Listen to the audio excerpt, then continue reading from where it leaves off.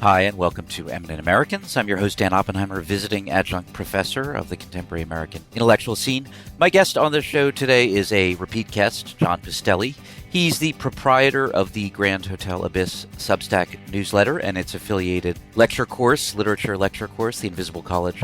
John is also the author of the novel Major Arcana, which was originally serialized on Substack, but was then picked up and republished by Belt Publishing, which is an indie press founded to promote voices from the Rust Belt. And it's had a pretty interesting and kind of vital commercial trade publisher sanctioned life. So we talk a lot about John's novel, which I enjoyed immensely, but in truth we talk more about what the novel represents and has led to in terms of the arc of John's career and his public reputation.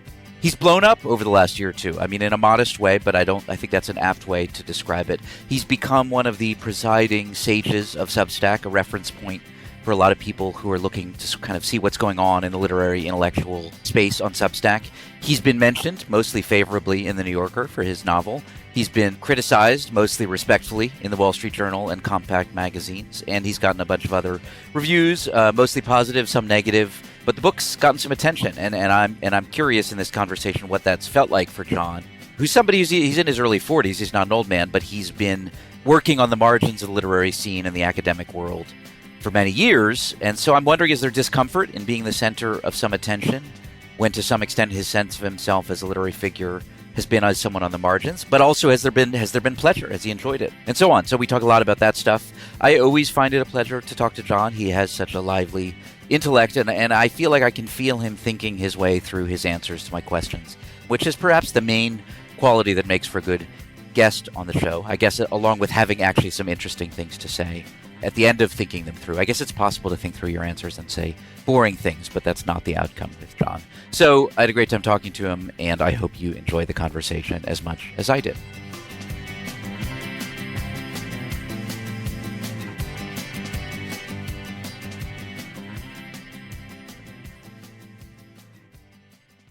John Pistelli, welcome to Eminent Americans. No need to anoint you an eminent American. You've been doubly anointed before. You're one of my only three-time guests. So congratulations on the new novel, Major Arcana. You serialized it on Substack over the course of many months, and then it was purchased by Belt Publishers. Is that their name? Yes, Belt Publishing. Which is an indie press, which I think was recently itself bought by a bigger indie press.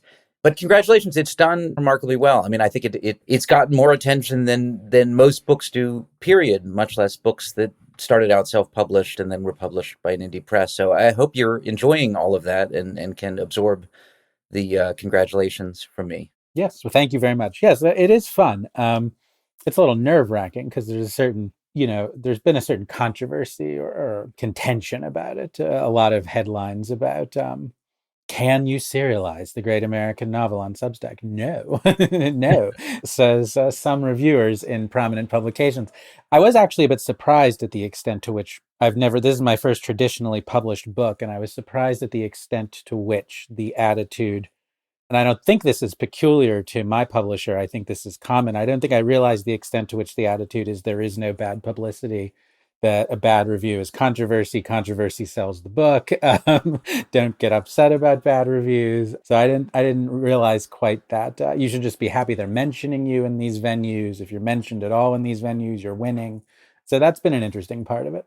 Yeah, it's funny. I remember when my first of two books was coming out, and I was in a therapy group at the time, a men's therapy group, and one of the other guys in the group was also a writer who'd written, was a professor, and he'd written a bunch of books, I think mostly for academic presses, but some trade presses. And he said to me, in an affectionate way, he was not trying to take the piss, as the book was about to come out, he said, well, you know what they call this period before the book comes out? And I said, oh, what do they call it? He said, well, they call it the calm before the calm. Right. But even though I got nice reviews in big places, there is something different about being the subject of conversation. And yours has been, in a really interesting sense.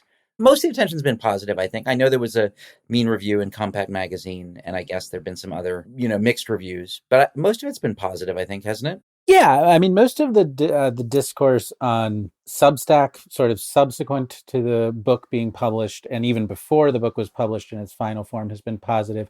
The mainstream reviews have been, the one in Compact was really aggressive, and I would say this, but I thought a bit unfair.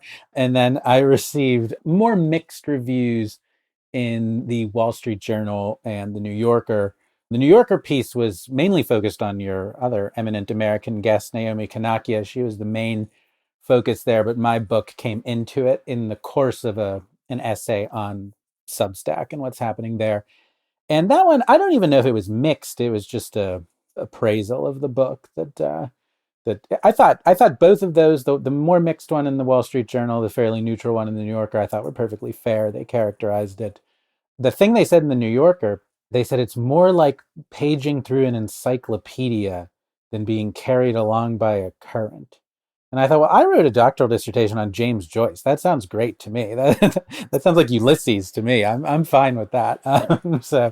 So yeah, these reviews, you can take them any which way, I think. You may not want to accept this characterization of your book from me, and feel free to disagree. But one of the things that's been kind of interesting to me, but also a little bit confounding in reading, the discourse about your book, is that a lot of times, and I think this probably has as much to do with the fact of where it was published. More, I think, in fact, has more to do with where it was published and how it was published than the book itself, but has been characterizing your book as experimental. The Compact one was kind of accusing you of, the prose of being sloppy or the structure as being kind of unwieldy. And none of this has made any sense to me because I read your book. In fact, it as in many ways a pretty traditional novel. And I'm not an expert on sort of fiction and the forms and the history in the way that you are. And so I don't know which tradition one would slot it into, whether it's a traditional kind of modernist novel or in fact it's a traditional kind of, 19th century realist novel or something like that. But in one of those categories, like, it didn't strike me as a particularly experimental in the best way. Like, I enjoyed it in that way. I mean, I know there was something nonlinear about the structure. It started and then it went backwards. But if you've read any fiction, I mean, that is not a new trick. So it's been very strange to me to read the discourse around your book that treats it as though the book itself is experimental, when really what was novel about it was just that it was self-published on this relatively novel platform that's kind of having a moment in terms of its influence on the discourse or something like that. But you can respond to that, but I guess I'm more interested in, just before we get too far, like, what's the book about? How do you think about what kind of book it is? What were you trying to do? The book is a multi-generational saga, and so it covers about 50 years from the end of the 20th century into the present. It has a non-linear structure. But if I were sort of to tell the story linearly, the first part of the story is about a comic book writer in the late 20th century who comes into the field of comic books with a lot of other literary and cultural ambitions. And with his partner, lover, editor, they end up doing these kind of dark takes on the superhero that in the fictional world, they kind of correlate to what's called the dark age of superheroes in the real world, where you had these very adult Batman and Superman stories. And these were like, and artists like Frank Miller and Grant Morrison, and you have Ratman, and it's kind of a counterpart to Batman, and you have Overman, who's kind of Superman, and there's some other sort of obvious. Sparrow is Robin, right? Mm-hmm. Yeah, and if I could digress in my addiction to nonlinear narration, I obviously couldn't write about Superman and Batman. In a perfect world, I think I should have been able to just have Superman and Batman in my book, because these are like quasi mythological icons of American culture. And I think at this point should be fair game, but I couldn't. So I used very sort of thinly disguised correlates. And I'm not going to spend this whole time, I promise, responding to my critics, but I've seen some critics say, well, why didn't he invent his own superheroes? First, they say the book's too long, and then they say, well, why didn't he invent his own superheroes? Which is like the food is bad in such small portions. If I invented my own superheroes, I would have had to explain it in great depth. So it's an imperfect solution. I readily admit that using Ratman and Overman is an imperfect solution to a problem caused by copyright law, but that was the route I took. All right, so back to we're doing my nonlinear narration. We're doing the Trumpian weave, if I can do that on your podcast. We're in the weave. Yeah. So we have, in the late 20th century, we have the dark superhero writer who is a practicing occultist, which was also true of some of the real life sort of figures, and is infusing the books with these kind of occult theories about manifesting your will and perceiving time as a simultaneous structure that's not moving forward, but you step outside of time and you can then control things in it. So these classic esoteric ideas are being infused into these pop culture forms. And then that's all very theoretical, but this is dramatized by the writers fighting with the artist, and they end up sleeping with each other's wives and things. I mean, it's a little bit pulpy actually in the execution. But then in the next generation, because as I said, there's a bit of different love affairs going on. You are introduced to a character who's a young person today.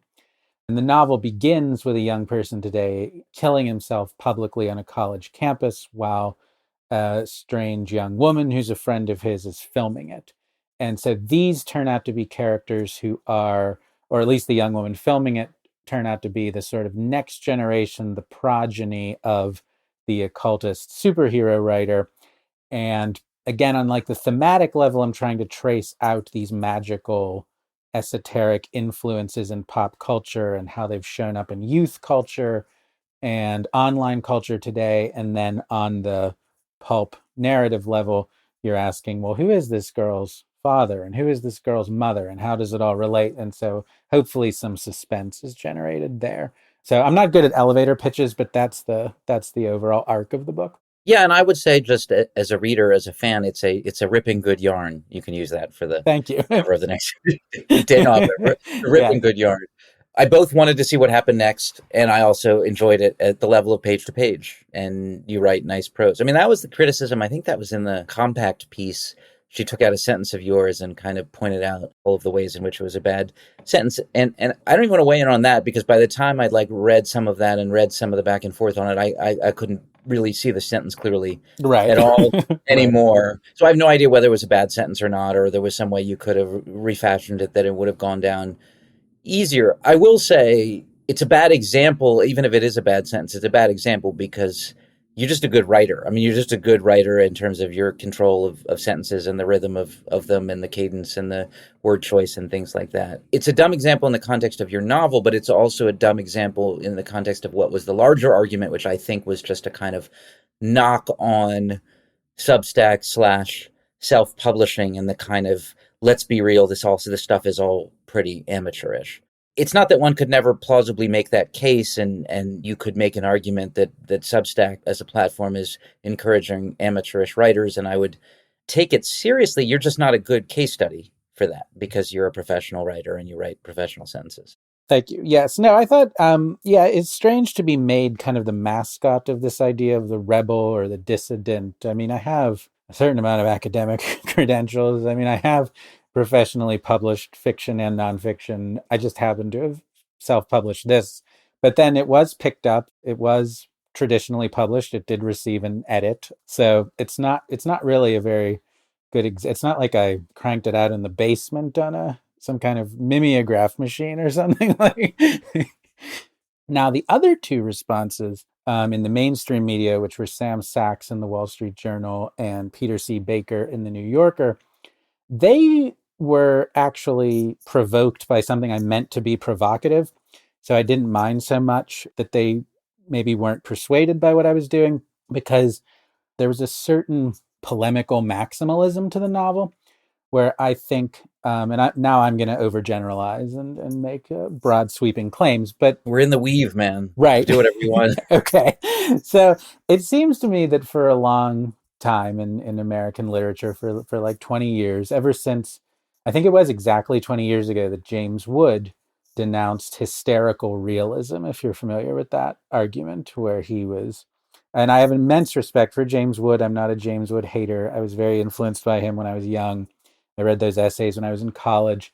I just think they've had a stultifying effect. He was arguing that a certain kind of maximalist fiction that tended to be magical realist or sometimes surrealist or absurdist, like Thomas Pynchon or Toni Morrison or Don DeLillo or Salman Rushdie. He called this hysterical realism, that it was this overblown, grandiose form of fiction that lacked the kind of gravitas of the proper realist tradition of a Chekhov or a Tolstoy.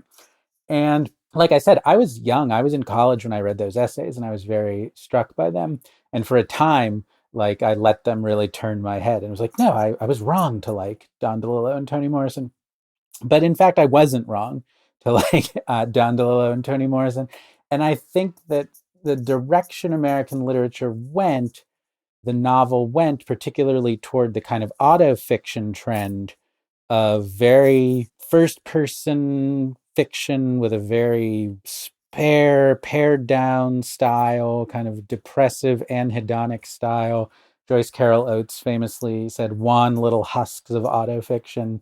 I thought that that was not all of those books were bad. Some of those books are very interesting, but it became kind of stultifying. So I said, well, let's have like the big novel back. Like let's make a big gesture, a novel that tries to contain everything again in the way that Underworld by Don DeLillo did, or Paradise by Toni Morrison, or things like that. So and I think that some of the more skeptical responses said this is a very grandiose book. It's a declamatory book. It's sort of loud about its themes, and I was like, yeah, I understand if people don't like that, but I was deliberately making that as a gesture.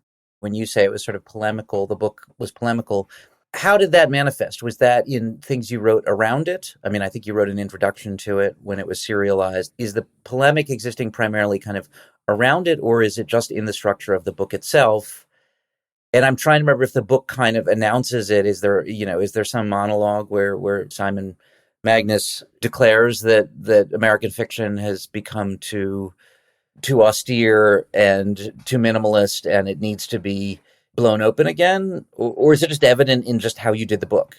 I think mostly the latter. There is a scene in the novel where Simon Magnus. It's not as literal as you were describing, which I think would be too much. But there is a scene where Simon Magnus is arguing with the artist he's collaborating with, who is a Marxist, and as a Marxist is defending realism, and Simon Magnus is putting forth the critique of the limits of realism.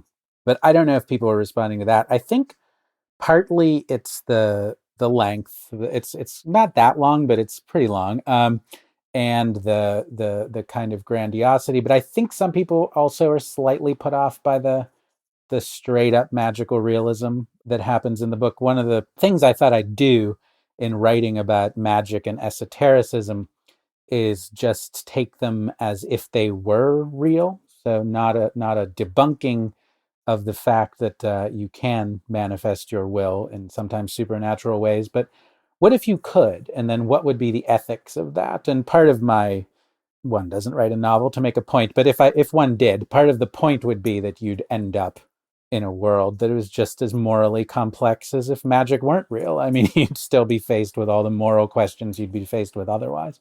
The Wall Street Journal piece, which I didn't read because I think it was paywalled, was basically saying what? That it was just not necessarily taking issue with that argument in its kind of most explicit form as you just articulated it, but just saying that there were flaws in the novel that were sort of reflective of the fact that you hadn't kind of mastered that approach, or what was it?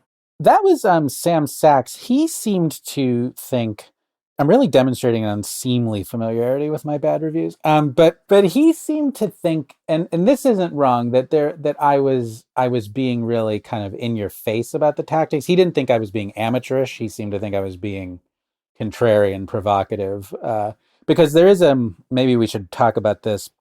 One of the themes in the novel is gender identity and the way that gender identity has been lived in the last 10 years. And I trace that to a kind of like a magical, and I don't mean this in any diminishing way. I mean this in almost an admiring way. It is a magical practice. Like like you are manifesting your will. I am the gender I say I am. What could be more magical? And like again, as I said, I don't say that to diminish it. But one of the things that happens in the novel is that Simon Magnus, who ends up teaching at a university in the atmosphere of the 2010s, and the sort of social justice atmosphere, Simon Magnus, who had been kind of gender fluid throughout his life, decided to take to its ultimate conclusion some of the activism around gender in the university. And so he ends up declaring that he must never be referred to with any pronoun, that the pronoun itself So you mustn't just eliminate the gender pronoun. The idea of a pronoun eliminates the singularity of the human being. And so we must not use pronouns. And I think this is actually an interesting thought experiment. I think there's something to that. I frankly kind of prefer that to they, them as a radical linguistic intervention. But what I do in the novel, and maybe this will be maybe all your listeners are now not going to buy it after what I'm about to say, but I respect Simon Magnus's choice throughout the novel. So I never use a pronoun for Simon Magnus, and it does lead to some Gertrude Stein-esque sentences. Well, I'm chuckling because I read the book and it's funny. And I think that you did voiceover narration when you were serializing it. So I occasionally had to listen to you say the word Simon Magnus like 8 million times. And right. Wasn't there Simon Magnus self? Yes. Or something like that? Right. It's funny. And I think in certain ways it's intended to be funny. Correct me if this is wrong. He had written these graphic novels, the last of which was extraordinarily successful, but also had some sort of tragic fallout in his personal life. And he sort of declared he was never going to write again, basically. And he took this job at I forget what the university is called, but it's essentially the University of Pittsburgh, but it's a kind of veiled University of Pittsburgh. Takes a job teaching. And my memory is when he was hired, he was kind of seen positively, kind of edgy, dark. Even though he himself was kind of gender fluid, there was a kind of Norman Mailer-esque, macho, psychosexual edge to him that was admired. And then there was this kind of flip. Didn't the whole pronoun evolution occur because he started to get criticism from some of these like 2010 proto woke students or something like that? And initially he's almost like, oh, fuck you. Let me show you I'm just going to one up you or something. Is that right? Is that kind of how it evolved? And then it became pretty sincere, I think, for a while. Right. No, I think that one of the things I was trying to look at was the way that certain kinds of queer gestures in culture were anarchic and were disruptive and were subversive and were edgy. And then they kind of get folded over, a 30-year period into these bureaucratic structures where they take on this air of being moralistic and deadening, and they kind of replicate these binaries and things they set out to contest. And so somebody who was considered a transgressive artist in 1999, by 2019 is a problematic artist. And so how does that evolution occur? And then what can you do to kind of restore some kind of flexibility to culture? Well, and you also go through one of your characters, Ash Del Greco, who's the young woman who's kind of filming this young man when he kills himself on the campus. And that's kind of how the book starts off. She goes through this sort of extraordinarily contemporary journey of gender as well. And there's some magical realism in there too. It's interesting, when you were writing the book, I have to imagine you thought that was where the controversy would emerge, because you're going right at this stuff that's the most, often the most fraught, the most explosive culture war stuff around gender and identity and transition and trans people and, relationships to parents and relationships to medicalization and surgery and self-definition and all of these things that have, I'm not sure if they've killed a lot of careers, but they've probably killed a lot of psyches in the media industry in the last 5 or 10 years or something like that. And I don't think you've gotten a lot of blowback around that stuff, like one might have anticipated you would have. No, I when Anne Trebeck at Belt said she wanted to publish this, well, she emailed me and said she wanted to publish it after an interview I had done with Ross Barkan on his Substack. And she emailed me and said, I've started reading this. I really like it. Do you want to talk? And as she always tells the story, I didn't get back to her for a week. But that wasn't negligence. That was, I wanted her to finish the book because I knew about Belt Publishing and I thought of it as a progressive publisher.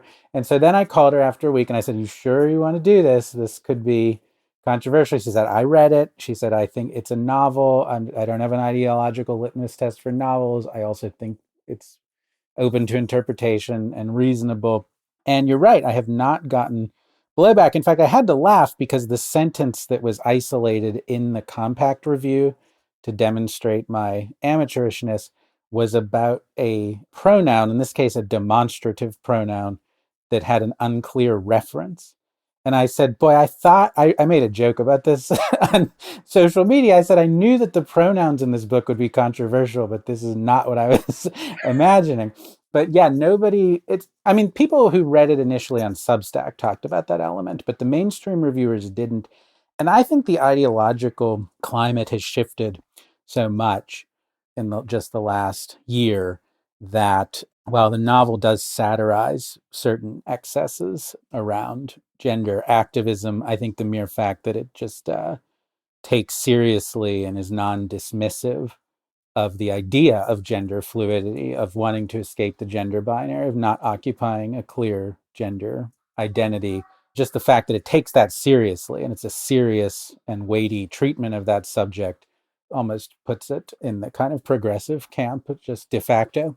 Yeah, I mean, your approach to it, and again, it's novelistic, it's not polemical, but your approach to it, I would characterize as kind of orthogonal to a lot of these culture war stuff. You take seriously, just in some sort of philosophical sense, particularly with artists, the fluidity of gender and the sort of androgyny of a lot of great artists and things like that. And I think there's no part of you that's like men are men and women are women and never the twain shall meet and what is all this nonsense here that we're talking about with trans and non-binary, right? Like that's no part of your worldview. No. At the same time, in your characterization of Ash, and I forget her friend's name or eventually ex-friend's name, who's kind of going through some aspects of this kind of gender transition with her, you implicitly take very seriously the idea that a lot of this is choice, right? That every young boy who declares himself a girl or young girl who declares themselves a boy is responding to some fundamental existential essence that's just the objective truth, right? Like it's very clear from the way you characterize it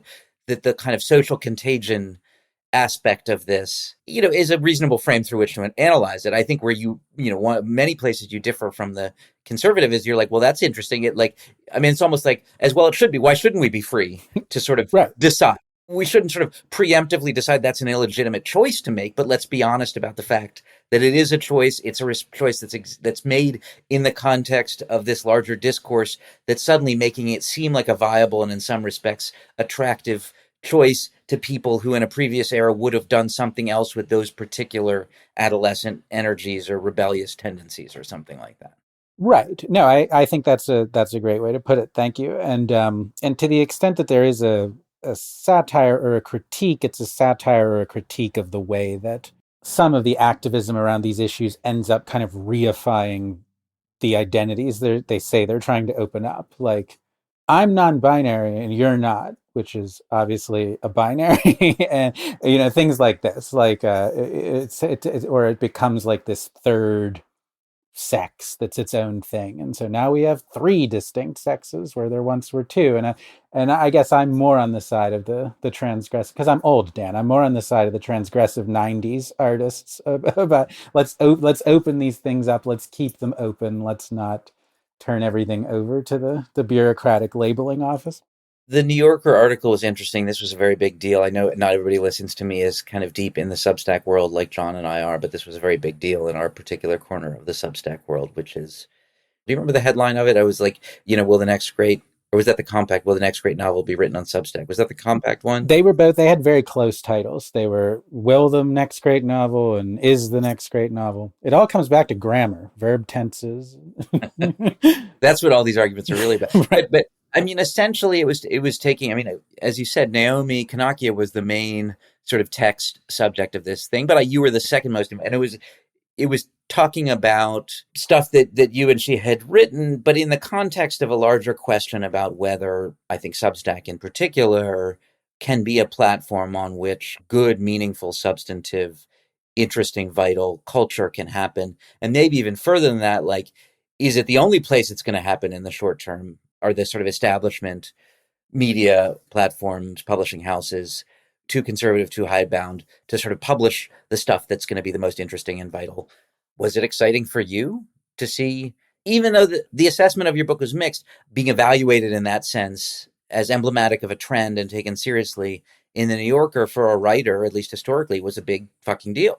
Yeah, no, I used to, as a young teen who wanted to join the great world of culture and didn't know how I was going to do that from the Pittsburgh suburbs. I used to buy the New Yorker from the magazine stand at the local grocery chain, the Giant Eagle. I started that when I was like 15. So yeah, it was very to see your name in that font is always exciting, unless you're, a serial killer or something. But in a literary context, no, it was very exciting. And somebody was like, "Did you see how excited Naomi Kanaki and John Pistelli were to be in the New Yorker? What rebels they are?" I was like, "I'm really not. You really have the wrong idea about me." Like I being a permanent outsider or something was not is not that attractive to me. So yeah, it was great. I was quite happy to be there. You wrote this lovely post on your Substack not too long ago about your trip, kind of a diary of your trip to New York to do, I don't know if it was one event or two events, but to do one or two book events. Can you talk about that a little bit and what that experience was like? The way you wrote it made it sound very romantic in a way that I appreciated, and I'm just wondering, what was the experience and how are you thinking about it? I actually framed the piece around the New Yorker because a couple people, including my publisher, were telling me there's going to be something in the New Yorker. You're going to be a part of it. You should prepare yourself. It's not necessarily going to be good. And so, like, I'm getting on the train to New York and like worried about this piece in the New Yorker, and it's like hanging over my head for the whole trip, and then it comes out the day I get back. So that was kind of how I structured the piece. But yeah, there was an event with two other authors who were also publishing novels right around the same time, who also were prominent on Substack, who were Ross Barkan and Matthew Gazda. And so we held an event at Matthew Gazda's space, the Brooklyn Center for Theater Research, where we each kind of read, along with Julius Taranto, who published a novel with a mainstream Big Five publisher. We did an event at Matthew's place, and I found Matthew's theater space, or whatever, theater center for theater research, just incredibly glamorous. As someone who will never outgrow the romance with urban bohemia, there was like it was like an old factory. There's exposed pipes, the floor is crooked, there's these like bookshelves that look like they came out of the dumpster. My apologies to Matthew, but I mean this as praise. Like, this is where I always wanted to be. And you can go out on the roof, and it's the roof in Brooklyn, and you can see the lights in Manhattan. And it was I found it very romantic as a parvenu from the suburbs. I really enjoyed it. It was a pretty well attended event. I mean, we filled the space. I mean, people would have had to be standing if any more people had come. But I finally started to understand not so much the recluses like the J.D. Salingers or Thomas Pynchons, but like a writer like J.M. Coetzee, who does a lot of things to undermine his own authority as a writer, like Mm. writing novels in the voice of other novelists who are kind of making dubious propositions, like anything to undercut his own authority. Like, now that I finally have started to have an inkling of the audience I always wanted, I was like, oh, some people came from far away to hear me talk.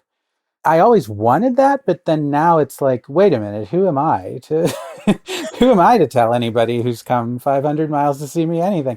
And so I almost find myself wanting to undercut my own authority, not to the point of that compact article, but in some general philosophical sense. But it was a very exciting experience. I had not been to New York since I was a teenager, like a young teenager. I took a trip with my mother, so it wasn't. I still find New York a really romantic place to visit. I mean, I lived there for 5 years.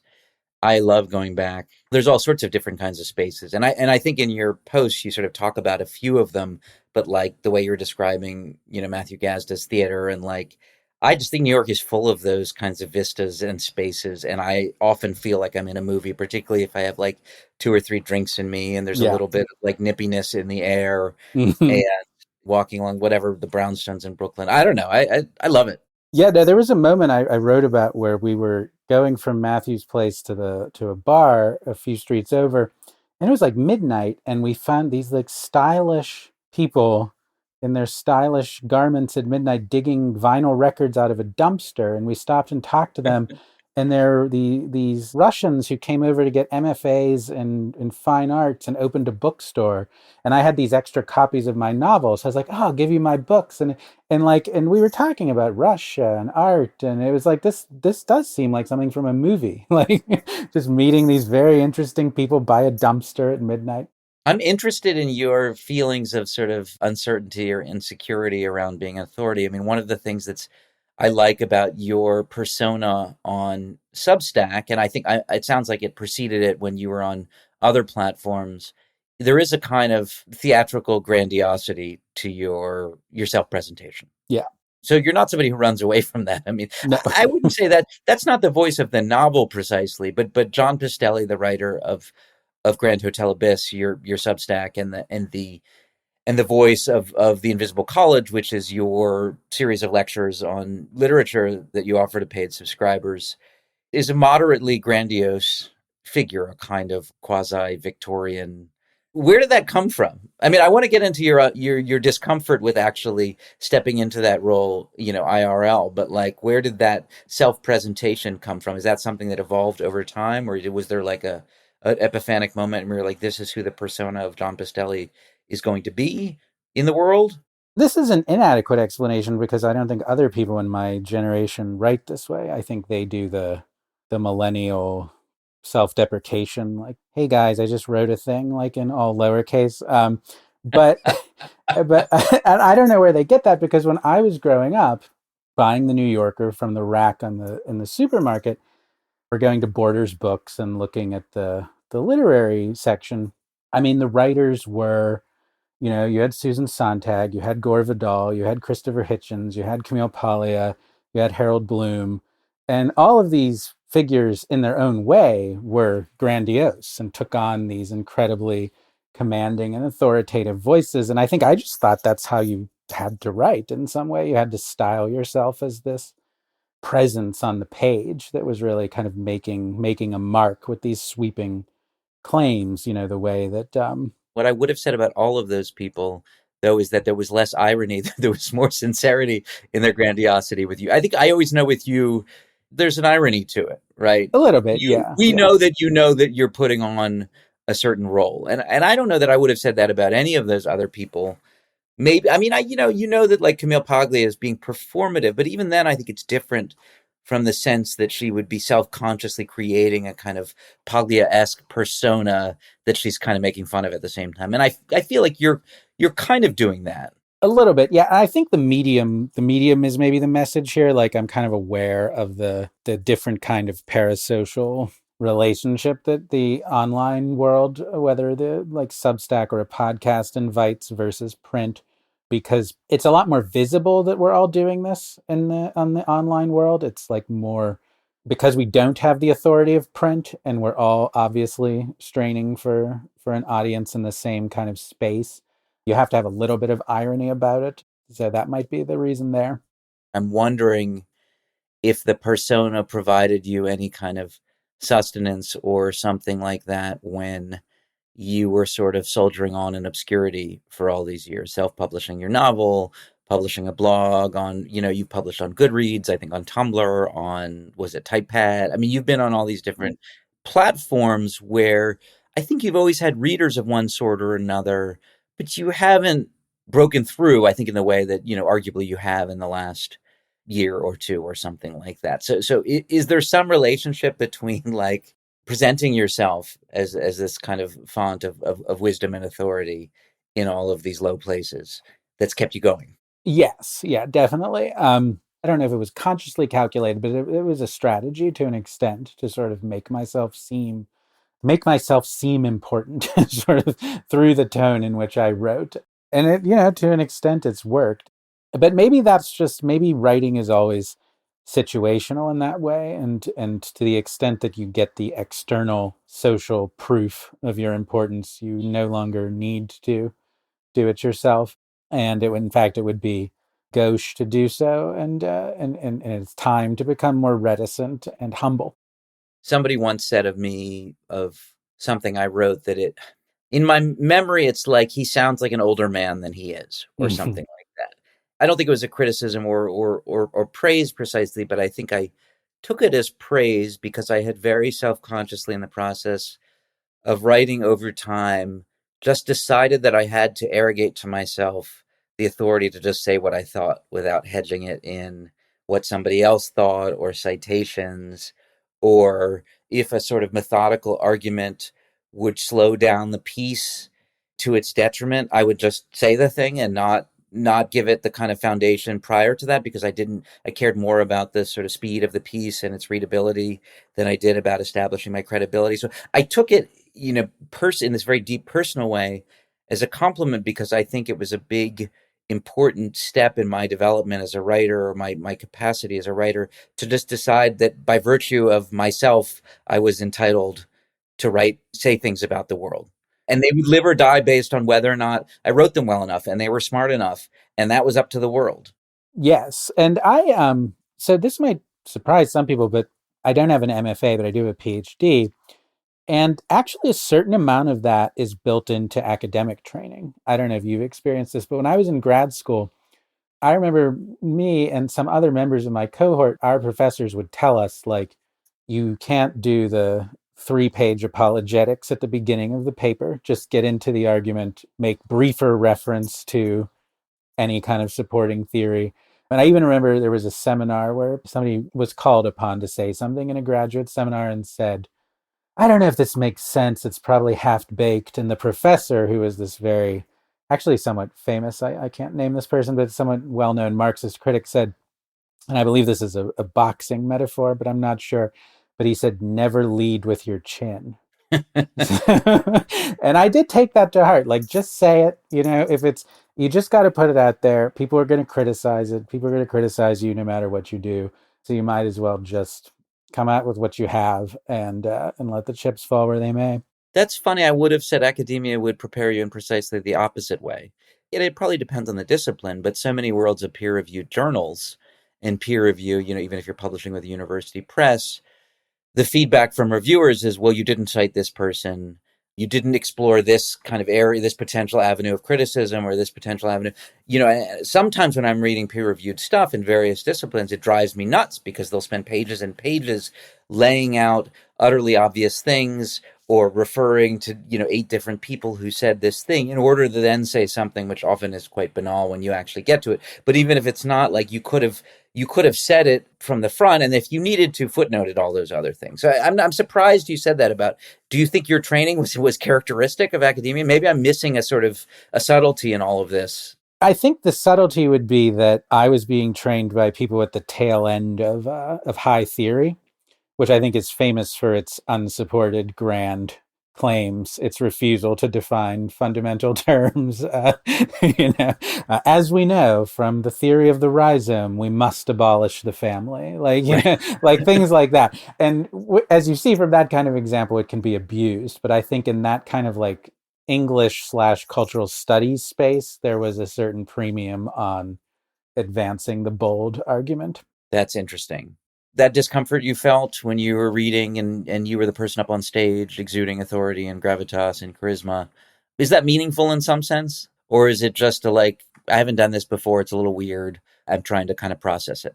I think it's meaningful. I think you don't want to become, especially in the context of writing about things like occultism, which is one of the themes of the novel. You don't want to become a Carlos Castaneda like guru assembling a cult. Or maybe you do, actually. Maybe that would be fun in its way. But I think ethically, you probably don't want to do that. So you probably do want to be mindful of ways in which you remind people that you are just one person with one perspective.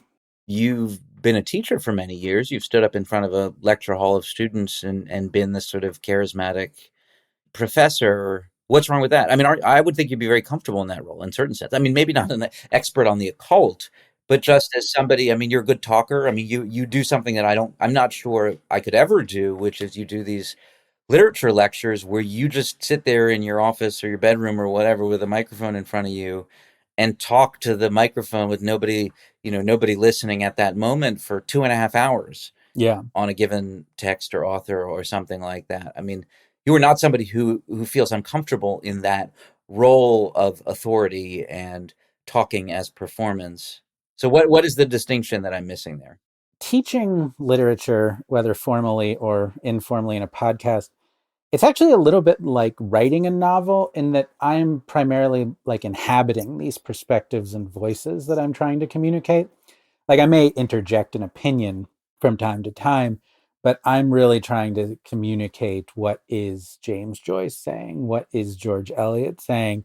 Whereas when you've written a novel and then people sort of approach you, it starts to feel like I don't know, maybe I'm overinterpreting, but it starts to feel like you've been invested with some aura or something that to me, because I do take some of the claims of the esoteric seriously.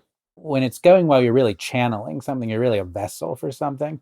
Something with bad grammar, evidently, but you're a vessel for something. I'm not going to let the compact piece go. I'm sorry, I'm a very petty person, but but you're channeling your vessel, and it's not really about you or your wisdom. Well, it's funny though, but by the same token, if you take that perspective, what is it the person wants from you, right? Like I understand what you're saying, you can get those things confused, but if you're somebody who's channeled the divine in some sense, right? Or you channeled some cosmic energy into this work of art you've created, will you have partaken of something mystical in a way that people might want to access? So even your framing of it makes a certain amount of sense. I think I know what you mean. I'm trying to think this through because I don't think that I've experienced it, but I certainly have been on the other side of it, right? I've been at a reading or a concert or something like that. And whether it's, I'm not sure if it's been me, but I can imagine going up to somebody, particularly when I was younger, going up to somebody, who I admired greatly, who had done one of these things and investing them with something, right? And wanting something from them or wanting them to be something for me in a way that maybe that's different from a student with a professor. Maybe it's different from a student and a kind of, what were you, like an adjunct professor, a visiting professor? Like there Yeah, probably are professors, when I was taking the famous architecture critic Vin Scully's lecture class. I mean, that guy, it was precisely the same role. I mean, he was up there as professor, but he was also up there as kind of guru and celebrity in some sense for us as students. But maybe John Pistelli, doesn't get that in his non-tenure track role. no, I don't think so. You have to sort of earn it through humor and through different strategies. But yeah, nobody was. What was the interaction you had that made you feel like that? I don't think there was an interaction so much as just the knowledge that people had come. Like people had gone out of their way to sort of be in the room. Yeah. And I never quite had that experience before. And it was interesting. I was honored and I was grateful and I had great conversations. I'm embarrassed to ask this, but I'm just going to ask it anyway. I feel very acutely lately like I'm part of this like really interesting, cool scene on Substack where the action is happening. And I've tried to describe this to other people who are distant from it, and I can't do it I can't really do it in a way that doesn't sound embarrassing. But you're part of the scene too, and I'm sure you've had some of these thoughts too. And I'm curious how you think of it. So you're reading with Ross Barkan and Matthew Gazda, and these are both people, more than either of us, who are developing a little bit more of a public profile out in the world. And Matthew, who is also a guest on the show, was, did this play, the Dime Square play, and became a kind of, even though initially he was a little bit of a tourist there, he became a kind of focal point of the Dime Square scene. And there were articles about him in the New Yorker. And so that was a scene that was kind of interesting for a while. But now it seems like he's kind of moved over in this interesting way to this small little Substack scene. And I say on the one hand, small little, but on the other hand, like, I guess I feel like it's the scene right now. I don't know what else to say. Like maybe that doesn't mean it's like mega important, but if you asked, if the New Yorker wanted to kind of identify, and this isn't what their article was about with you guys, but if somebody wanted to identify what's the literary scene right now or where's the action, I kind of think it's like right here. Yeah, I mean, just the evidence for it is the people who were sort of famous under the old regime are now coming onto Substack in droves. Like I see these names of people I should follow every day. It's kind of embarrassing also because like I studied literary modernism and those people sort of self-consciously did this too. They were like, Mm-hmm. we have to make our own scene here. The mainstream publishing industry in the 1920s is moribund and it's publishing these genteel things that nobody cares about. So we are going to be, and they were, I mean, people who think we're grandiose should go back and listen to Gertrude Stein or Ezra Pound and the way they talked about themselves as geniuses. And as I would be way too embarrassed to talk about myself the way that Stein or Pound talked about themselves. But this has been a standard tactic, at least throughout the modern period in the arts, of like you make your own hype, you generate hype. You generally need a group to do it because it's you can't really just be saying it about yourself. You also have to have some people say it about you. You come up with labels, even if they're ridiculous or the seams are showing the new romanticism. Right, right. You and Ross were on to talk about that. I think Right. Naomi just coined the term Substack summer. Substack summer. Yeah, you need terms, futurism, Well, you vorticism. need platforms, right? Yeah. Too. So you need Substack. You need your weekly newsletter where you often will refer, sometimes in the footnotes, to the various discussions that are going on. You need my podcast, right? Well, I have some of these people on to talk about it. Yeah, no, and I think sometimes I feel a little self-conscious about it because I know what the precedents are and I sort of know what we're doing.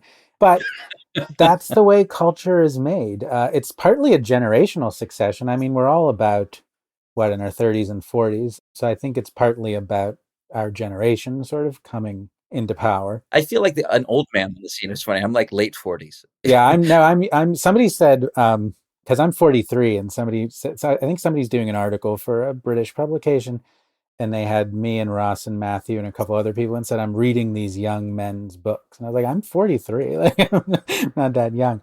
But yeah, but I think to be a writer though, like a novelist or a distinguished essayist, that's not really a young person's game anyway. Well, I mean, what do you make of it? I think it's fun. I'm having a good time. I'm appreciating a wider readership than I ever thought I'd have. I think that it is, you have to tell yourself that it's good for the culture, even if it's good for you. I think we do need this new energy. We need this generational succession. I think part of the issue with some of the things that were immediately preceding this, like the Dime Square thing, is they were a little too pegged to politics Yep. and to the culture war. And thus they were easy to dismiss. And then some of their cultural products were a bit reductively reflective about that. And I think that this is not that. I think this, whatever we want to call it, is maybe a little more politically diverse than mainstream publishing is, but it is politically diverse. I mean, it's not a political movement. Yeah, I mean, it's interesting. I'm trying to think about what it means to say that it's a scene. I mean, I think at the most basic level, there was a period of time when, if you wanted to know what was happening in sort of the world of criticism, literary culture, as opposed to necessarily like the fictional products themselves, maybe that was happening on Twitter or something like that. I mean, in recent times, right?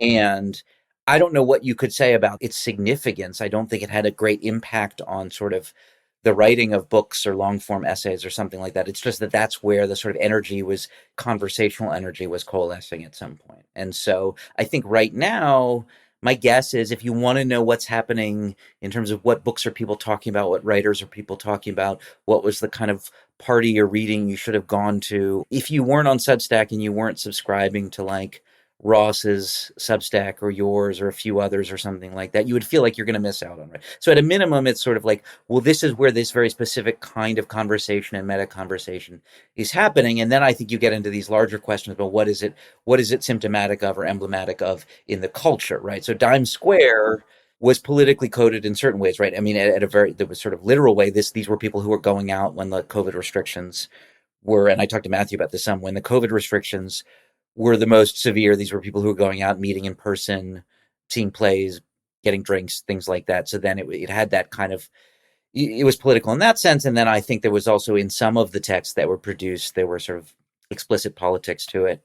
What is it for us? What does Substack represent? What does the scene represent? I mean, some of it is a critique of the mainstream institutions, or just an analysis that there's certain ways in which they're exhausted or they're at least currently somewhat moribund. I'll give you two answers. One kind of harks back to the new romanticism. I think that mainstream publishing has gotten to, because there was, if your listeners don't know who I am, they might be wondering why. They might be wondering, if you're so smart, why aren't you rich? They might be wondering why I was never traditionally published before. And people sort of ask me, did you try to get a literary agent before? And did you not succeed? And the answer was yes.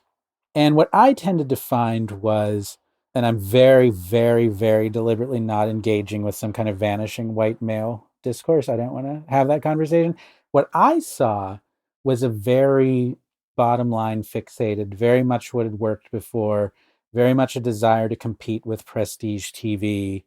Can you give me a novel that would be like, when I was trying to get a literary agent, it was about 10 years ago. So it was like, can you give me a novel like whatever the TV show was, Mad Men, Breaking Yep. Bad, and like a kind of diminution in literary values, I think, and what literature can do that other media can't. And it just became a very kind of a narrow field. And so I think Substack opens up a broader range of possible just artistic forms, ways of telling stories, new kinds of literary ambitions. Now, I could also tell if people are offended by my occultism. I was trained in graduate school by Marxists, so I could tell a very disenchanting story about what we're doing here, which is that we're all becoming, and other people have written to this effect, but we're all becoming these petty bourgeois small business owners of our own fiefs. And what that takes over from is, what were the platforms before the internet? Well, they were these little magazines. And now you see, well, N+1 has just announced that our funding was cut by Doge, and so we're sort of we're the small business owner proprietor successors to a more centrally managed literary world that just doesn't exist anymore. Or more bleak than that, we're just kind of gig workers or like Uber drivers Right. or something like that. I mean, small business owners at least can conjure up a somewhat, appealing image of, the greengrocer shop. Right. We're just Uber drivers or something like that. Or Yes. we have Uber Lyft and whatever the third thing is, so we can scrounge as many rides as we can, or clicks or subscribers or something like that. Yeah, I thought I'd throw a bone to the left-wing critic who thinks that this scene is too grandiose. So I know they're out there. I've seen their comments, and there is something to it. There is something to it, but you have to play the hand you're dealt. I mean, I don't know what else we're going to do. And I've been pretty resistant to the sort of triumphalist narrative of it. I'm not sure I'm for or against it. And I've just more been thinking about, I'm enjoying it. I just know that I haven't been close to the center of things before. Right. And it feels like I am right now. And that's kind of fun. Right. Now, I agree. I do think, I thought you were going to go in a different direction. I mean, I have thought about, and I don't have a well-formed thesis of this, but you talked about the vanishing white male writer.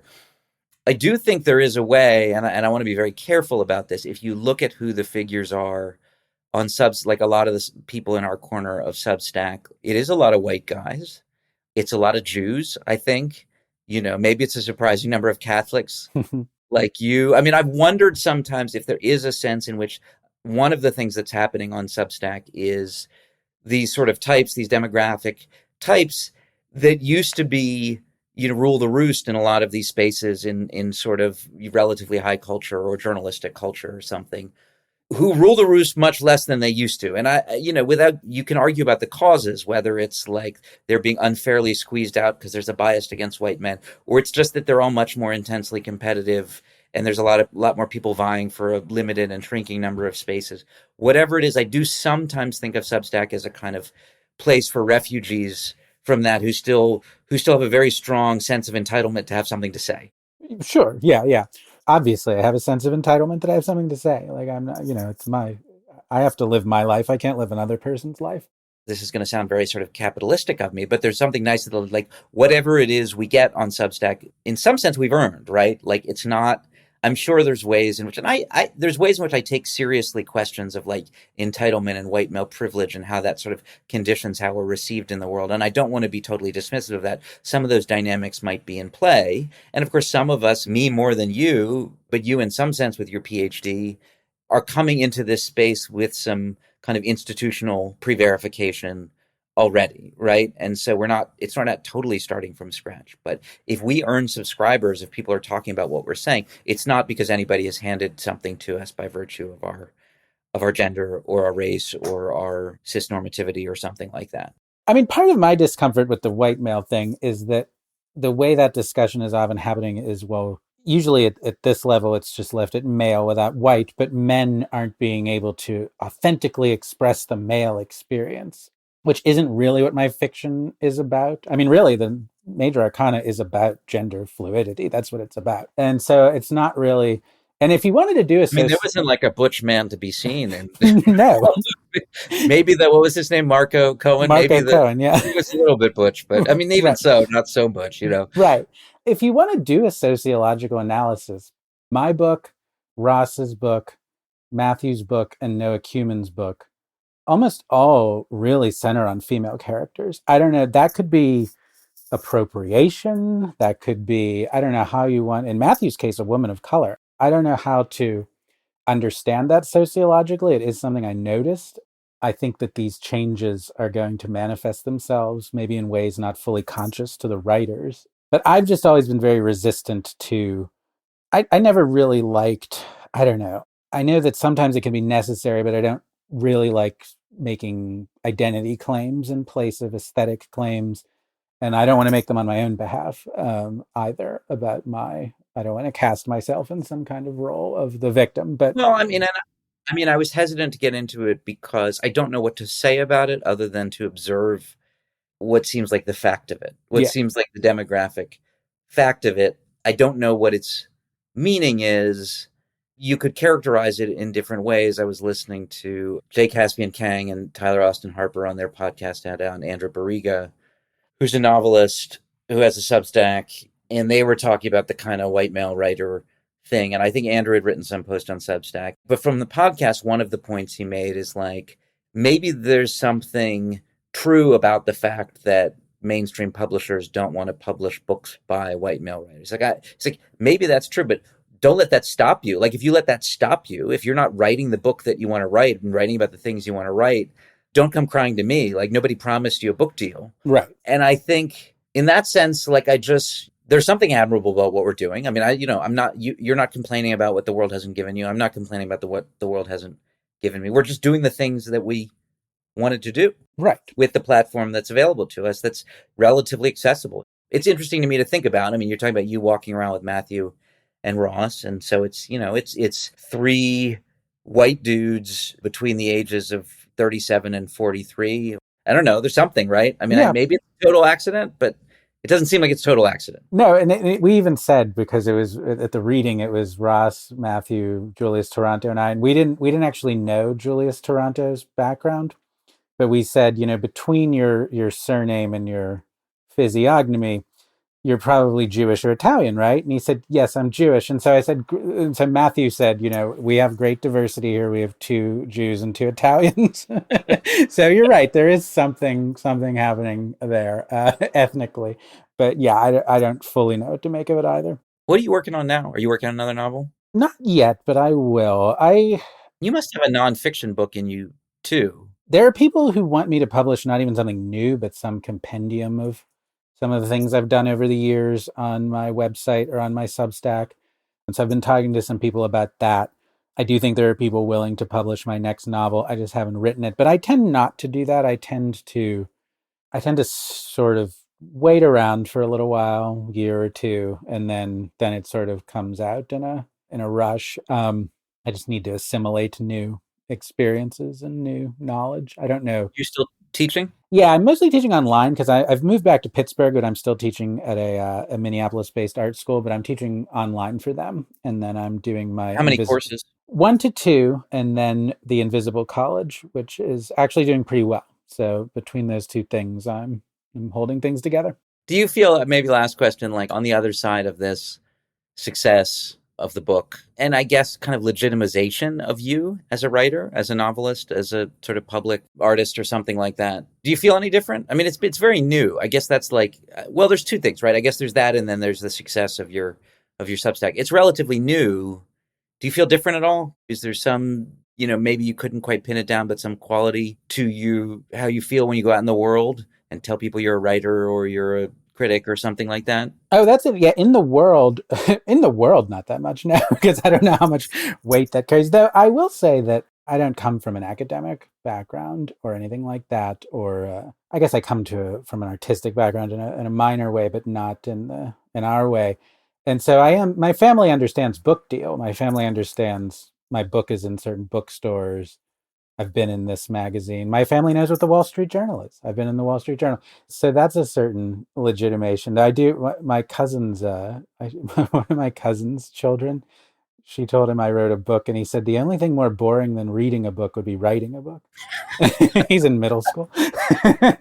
But then I can feel that I've become, when I was writing for a very uncertain audience and felt I was shouting into the void, like I would be much more contrarian, polemical, cutting, writing hatchet jobs, making over the top statements. And now it's like, no, I don't. somebody might be listening. Like the person might read it. Like I've become more, I guess, magnanimous / cautious about that. I guess I feel that now that I know there's people on the other end of that, I don't feel I can do it so casually as I once did. There's something nice about having put so much time and yourself into this work over so many years and getting praise and recognition. And even if it's criticism of the sort that kind of implicitly recognizes you as a person worth criticizing. Yes. Thank you. Yeah. As a member of a scene of which I think we're both part, like I feel legitimized by your success. So yes. Thank you. Well, thank you, Dan. Thanks very much. I appreciate you doing this, John. I'll try and turn it around in, the next month or something like that. Sounds good. Thanks a lot.